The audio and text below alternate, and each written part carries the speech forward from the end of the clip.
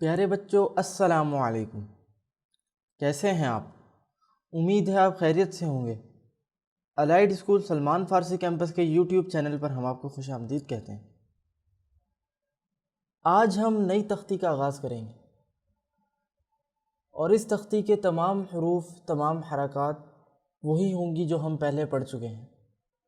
بس آپ نے ان حروف کی پہچان کرنی ہے اور ان باتوں کا خیال کرنا ہے کہ اگر تنوین کے بعد حمزہ، ہا، عین، حا، غین، خا، لام، را میں سے کوئی حرف آئے تو غنہ نہیں ہوگا، اور ان 8 حروف کے علاوہ کوئی اور حرف آ جائے تو غنہ ہوگا۔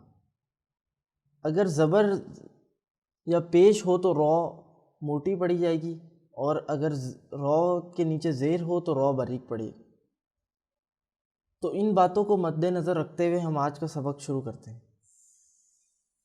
اعوذ باللہ من الشیطان الرجیم،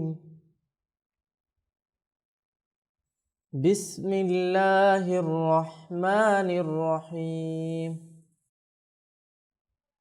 حمزہ زبر ا، با زبر با، اب، دال دو زبر دن، ابدن، ابدا۔ جب بھی کسی حرف کے آخر میں 2 زبر آتا ہے تو وقف کی صورت میں جب آپ اس پہ وقف کرتے ہیں تو آپ وقف کی صورت میں اس کے آخر میں الف پڑھا جاتا ہے، جس طرح ابدن، ابدا۔